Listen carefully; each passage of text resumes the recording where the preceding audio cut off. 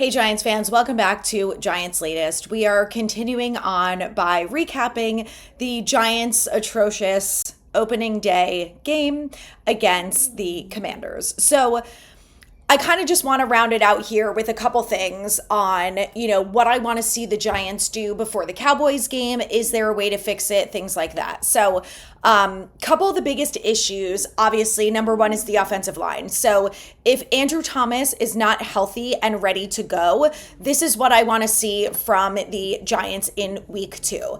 James Hudson led the offensive line, I think I saw with 6 pressures. So let's make a change there. You have rookie Marcus Bowe. Now, I know that the offensive line, I know they don't love moving guys around and stuff like that, but the reality is the Cowboys are a better team and had a better showing against the Eagles than the Commanders did against us. The Commanders made a lot of mistakes. And CD, you know that CeeDee Lamb is going to go off against the Giants. It's bound to happen, okay? It is what it is.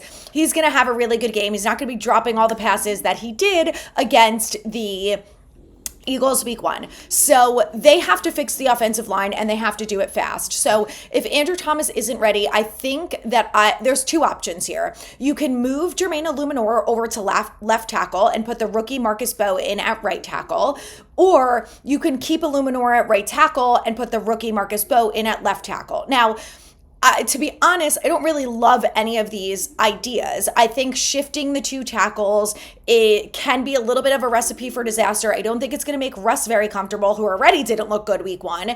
And now instead of just replacing one guy, you're replacing 2, mixing it up there. But there is a benefit because Illuminor is better than James Hudson as a tackle as a whole. So, if he goes in at left tackle, maybe that makes Russ feel a little bit better. Bowe has done a nice job during preseason, but I think we all know that just because they played well during preseason doesn't mean that they're going to come out and play well during the regular season when it actually matters. So that's obviously part of the problem. So like I said, I don't really know what the answer is. The best case scenario is that Andrew Thomas is ready to go. And you put in Andrew Thomas, you don't worry about James Hudson, and you just hope that the offensive line is starting to gel a little bit more now that Thomas, the leader of the offensive line, is back. So I'm hopeful that makes some sort of difference, but I don't know if it's actually going to fix it. I also think that there is one other opportunity that the Giants should consider, and that is bringing in Tyree Phillips.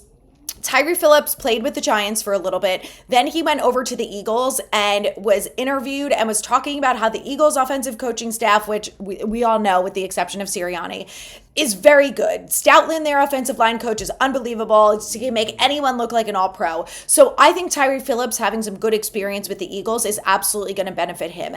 And look, if Evan Neal is not dressing on game day, demote him to the practice squad and open up that roster spot so you can bring in someone else. Bring in Tyree Phillips. He's a veteran in the league. He's got experience at both sides of tackle. So at least you have an option there. If you keep James Hudson out there and he's looking like shit and the game is magically close at some point, then yank him and put in Tyree Phillips, who again has the experience, as opposed to Marcus Bowe, who, I want to see more of. I just am not sure that throwing him in against the Cowboys is a recipe for success. So, I think there's opportunity there for them to make some changes on the offensive line. Ultimately, I do feel like Brasillo is a good coach. He's not Stoutland. I don't think anyone is, but I think he's good enough to help this offensive line be better.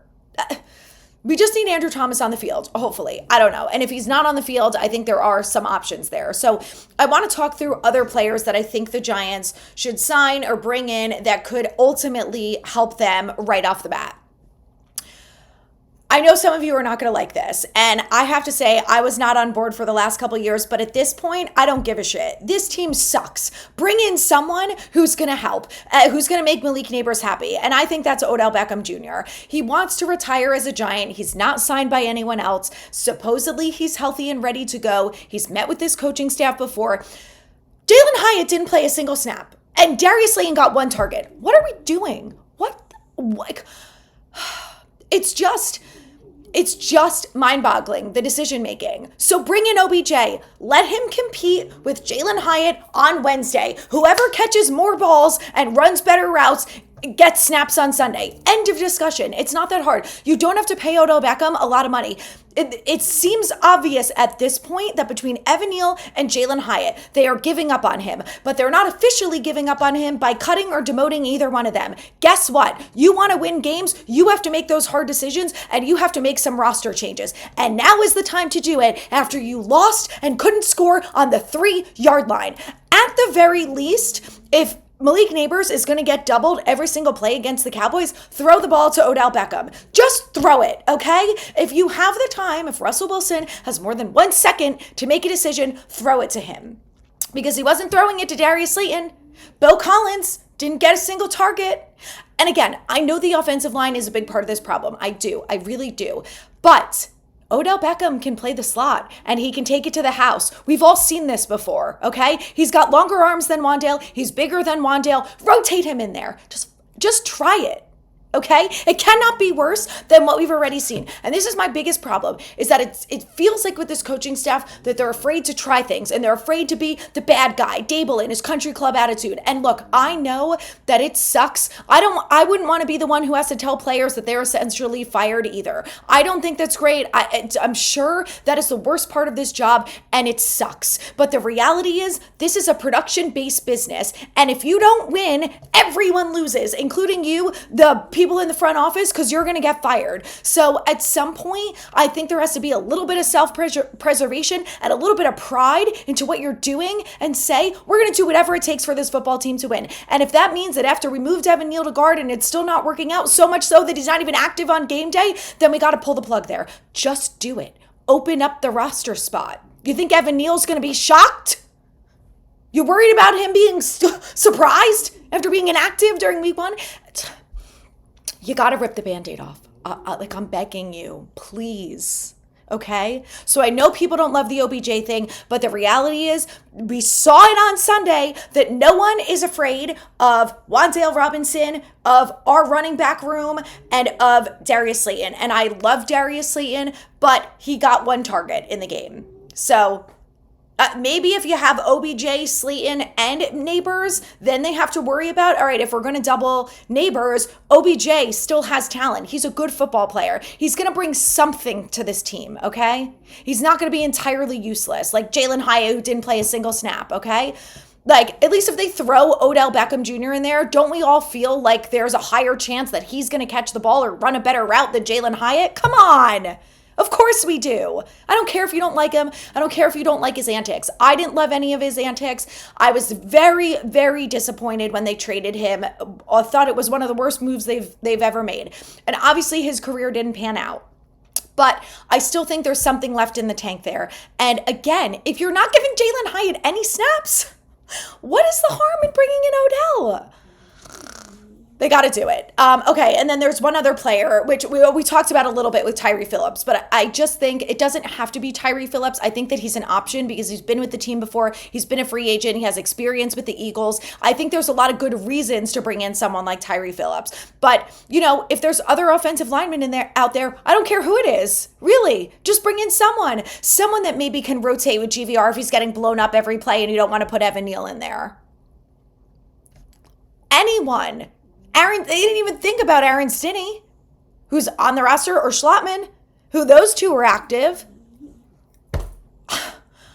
So maybe they need some new blood. Maybe they just have to make some rotations.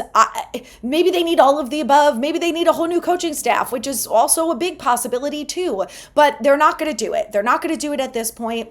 So I'm going through ideas that I think are actually realistic. Bringing in a Tyree Phillips, bringing in an OBJ. You don't have to spend that much money on either one of those guys. You can sign them to a 1-year deal, probably with a vet minimum, okay? We're already a week into the season and they haven't been signed elsewhere. Gabe Davis got picked up. So, you know, Dalton Reisner ended up getting signed a week or two ago. So, you know, there are players that are out there and they have to take advantage of it. We can't go 0-2 into a home opener at night against the Chiefs. Like, I know you say take it one day at a time, but at some point you got to think a little bit further than that, okay? You don't have to think about week 18.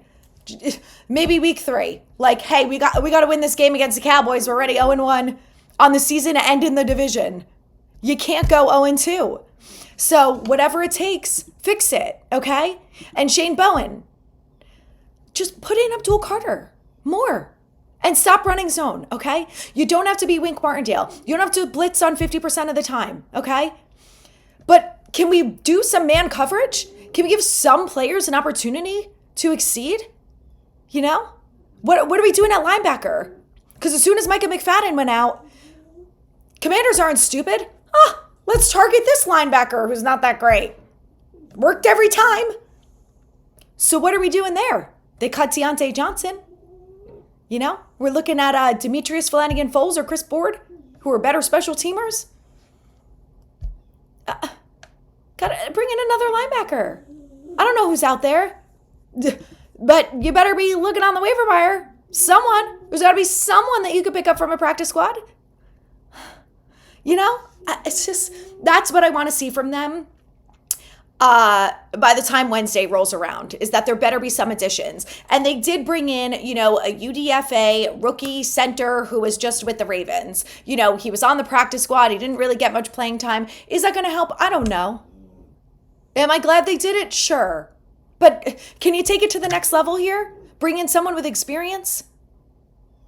I don't know.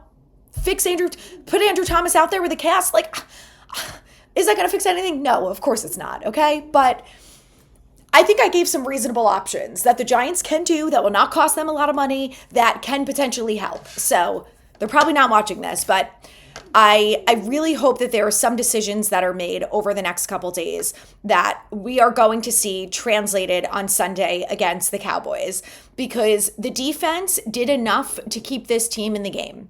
They did enough. They held the Commanders to 14 points for the majority of the game. And that was with Abdul Carter only playing 38 snaps. And Dexter Lawrence, who didn't have a good game, who pretty much always has a good game. And look, his wife is going into labor any day. She's supposed to have a baby. I don't know if that was contributing to it. I don't know if he was triple teamed every play. I didn't watch the tape yet. I don't know. But you have to do something. And the first thing, Shane Bowen, is putting in Abdul Carter more. That is an easy fix, is it not? The second thing, man coverage. Run that a lot more than zone, okay? Number 3, blitz. You have Abdul Carter and Brian Burns. Brian Burns was the best player on this defense, okay? Him and Abdul Carter are the top 2. I know Burns already plays like 100% of the snaps, so I'm not worried about him at all, okay? Abdul Carter, put him in with Brian Burns a little bit more, okay? And Dexter. It's not rocket science. We already talked about this yesterday. I'm just begging them to make some seemingly simple decisions, okay? You already know how to blitz. Just do it a little more. It worked, okay?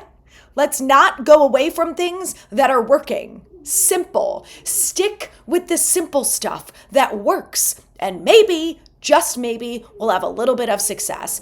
And an example of that is bringing in a veteran swing tackle who can maybe battle it out with James Hudson, or OBJ, who's maybe going to get one snap more than Jalen Hyatt and cost probably the same amount of money. So I would like to see them make some changes. We will discuss them throughout the week if there's anything else that changes. And, you know, Andrew Thomas, everyone keep your fingers crossed that when we see that injury report, that Andrew Thomas was a full participant in Wednesday's practice. Until then, subscribe for more.